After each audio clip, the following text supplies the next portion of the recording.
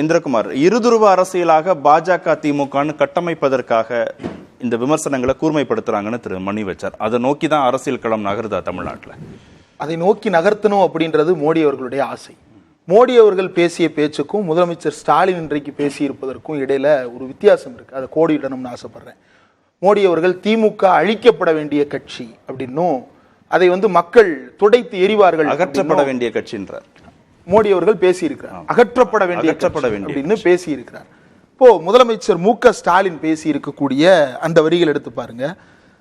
எந்த கட்சியையும் அழிக்க வேண்டும், ஒழிக்க வேண்டும் அப்படின்றது இல்ல நோக்கம்.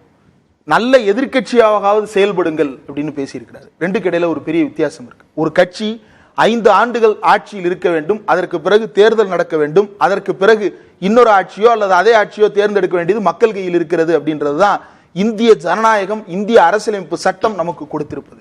ஆனா மோடி அவர்கள் அகற்றப்பட வேண்டும், இவர்கள் ஒழிக்கப்பட வேண்டியவர்கள் போன்ற தோரணையில் எல்லாம் பேசிக் கொண்டிருப்பது ஜனநாயகத்துக்கே விரோதமானது.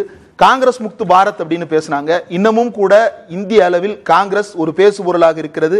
பல்வேறு மாநிலங்கள்ல காங்கிரஸ் பிஜேபியை எதிர்த்து வெற்றி பெற்றுக் கொண்டிருக்கிறது.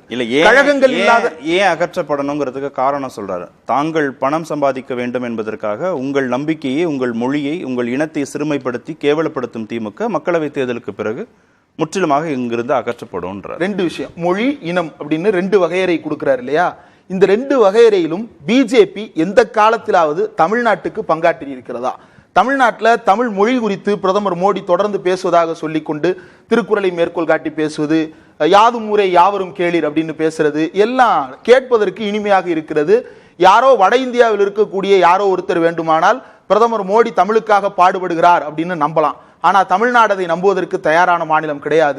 உண்மையில் தமிழ் வளர்ச்சிக்காக இவர்கள் எவ்வளவு நிதியை ஒதுக்கி இருக்கிறார்கள்? ஒன்றும் இல்லை, ஸ்டாச்சு ஆஃப் யூனிட்டி அப்படின்னு ஒன்று திறந்து வைத்தார்கள். எங்க சர்தார் வல்லபாய் பட்டேலுக்கு காங்கிரஸிலிருந்து ஒரு தலைவரை திருடி இங்க சைனாவிலிருந்து இறக்குமதி செய்து ஒரு சிலையை திறந்து வைத்தார்கள் குஜராத்தில். அந்த சிலைக்கு கீழே தமிழ்ல என்ன எழுதியிருக்கிறாங்க அப்படின்னு பார்த்தோம்னா, ஸ்டேட்டுக்கே ஒப்பு யூனிட்டின்னு எழுதியிருக்கிறாங்க. தமிழை எழுதக்கூட தெரியாத ஒரு அரசாங்கம் இந்தியாவில் இருக்கிறது. ரூபாய் நோட்டில் அச்சிடப்பட்டிருக்கக்கூடிய ஒரு மொழி, இந்தியாவின் அரசியலமைப்பு சட்டத்தால் அங்கீகரிக்கப்பட்டிருக்கிற ஒரு மொழி. அந்த மொழிக்கு இவர்கள் கொடுக்கக்கூடிய மரியாதை என்பது ஸ்டேட்டுக்கே ஒப்பி யூனிட்டி. இதே போல இந்தியாவில் இருக்கக்கூடிய எல்லா இடங்களிலும் தமிழ் அவமதிக்கப்பட்டிருக்கிறது, தமிழ் புறந்தள்ளப்பட்டிருக்கிறது. நீண்ட காலமாக தமிழில் நடத்தப்பட்ட பல்வேறு தேர்வுகள் தமிழில் இருந்து நீக்கப்பட்டிருக்கின்றன.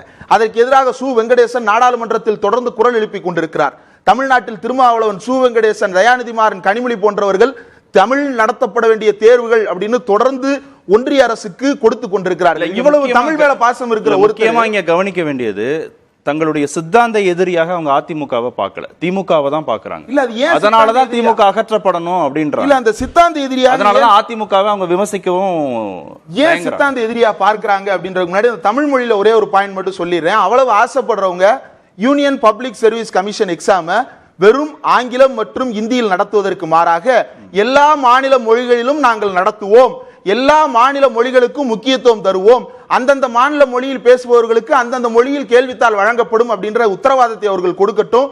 அதற்கு பிறகு இவர்கள் தமிழ் மொழிக்கு முக்கியத்துவம் தருகிறார்கள், இந்தியாவில் இருக்கக்கூடிய பல்வேறு மொழிகளுக்கு முக்கியத்துவம் தருகிறார்கள் ஏற்றுக்கலாம். ஏன் சித்தாந்த எதிரியாக திமுகவை இவர்கள் சித்தரிக்கிறார்கள் அப்படின்றத முக்கியப்படுத்தணும் அப்படின்னா, 1962 1966 இந்த இடைப்பட்ட காலத்தில் அண்ணா நாடாளுமன்றத்தில் பேசி இருக்கக்கூடிய கருத்துக்கள் அப்படியே இன்றைக்கும் பொருத்தமான கருத்துக்களாக இருக்கின்றன. அதுல இருக்கிற 2 வரி மட்டும் சொல்றேன். பேரறிஞர் அண்ணா நாடாளுமன்றத்தில் ஜூன் மாதம் 1962 பேசினது, மக்கள் நீங்கள் பேசுவதையெல்லாம் நம்பிவிடுவீர்கள் என்று நினைக்காதீர்கள். இது அன்றைக்கு இருந்த காங்கிரஸ் அரசை நோக்கி பேசியது. இன்றைக்கு பிஜேபிக்கு அப்படியே பொருத்தமானது.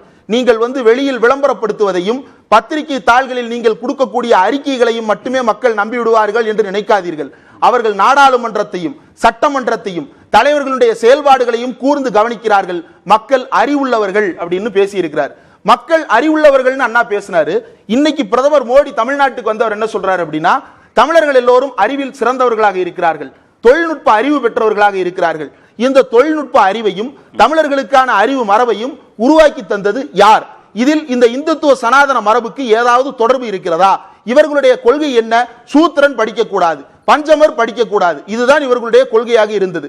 ஆனால் இங்கு கொண்டு வரப்பட்ட வகுப்புவாரி பிரதிநிதித்துவத்துக்கு எதிராக பேசியவர்கள் யார்? சனாதனவாதிகள். தமிழ்நாட்டில் இருந்து 50% இடஒதுக்கீடு கேட்டு நாடாளுமன்றத்திலும் உச்சநீதிமன்றத்திலும் நாம் கோரிக்கை